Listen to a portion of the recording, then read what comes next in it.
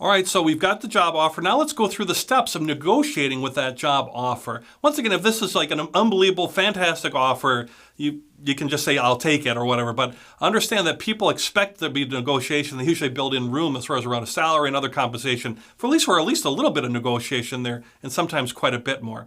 So the first thing you're going to do, as we mentioned earlier, is you're going to get the offer in writing. That's part of the steps. Really nothing happens until you get it in writing. That protects the company, but it protects yourself too. And in order to analyze the step 2, which is analyze the offer, you need it in writing so you know all the different things that are part of this offer. Compensation from salary to benefits to holiday time, vacation time, whatever it might be, you have a full offer. When's the start date? All those kinds of things.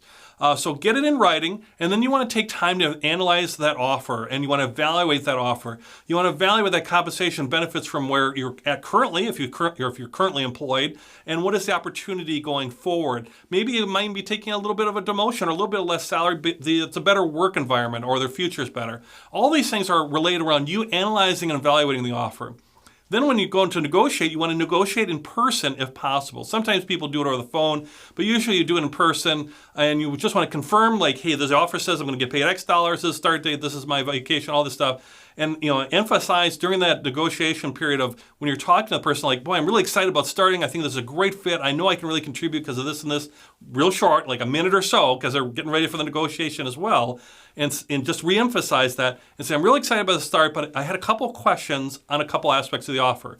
And they'll say, okay, good, well, I understand. And then you want to confirm some things if there's any doubt and ask questions around, do you have flexibility? I see my salary is X. Do you have flexibility to raise that maybe just a little bit, like 3%, or go from X to X plus 1, so to speak, and work through that negotiation. And maybe they don't have the ability to negotiate on the salary. Maybe they just are pegged in there pretty tight, but maybe they can give you an extra week of vacation or some other benefit or some extra training, something or an extra certification that might be good for you too.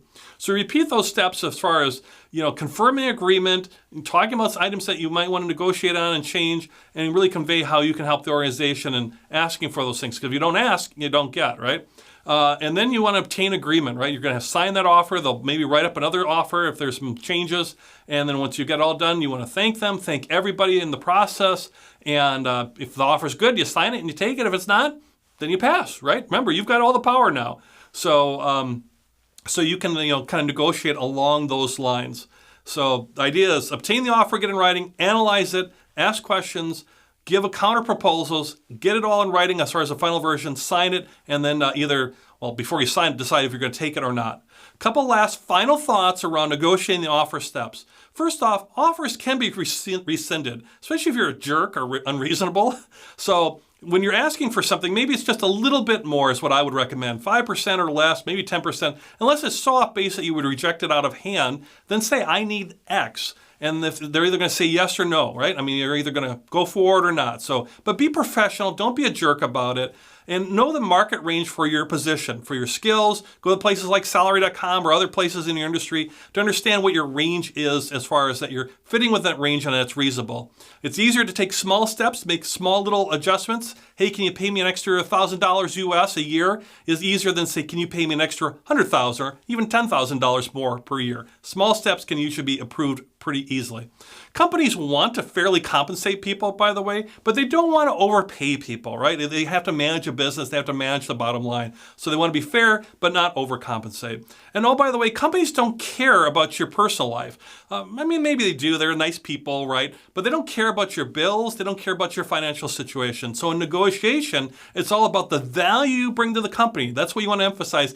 I'm going to bring all this value, and this is why it's worth this much, as opposed to saying, boy, you know what? I got a lot of student loan debt. Can you give me a little more money? Or, oh, by the way, I have some health bills or whatever. Or I want to buy a new car. I want some more money.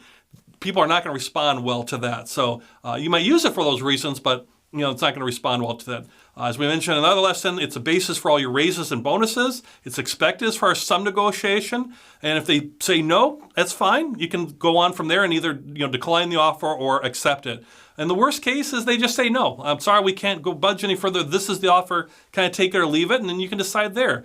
But if you ask, more than likely they'll say yes, especially to small incremental things. So don't forget, get in writing, negotiate, get a final version, and then have that final version signed, and then be excited about starting your new position. Or if you turn the offer down, because remember, you have the power, being excited about other future positions that you can now pursue.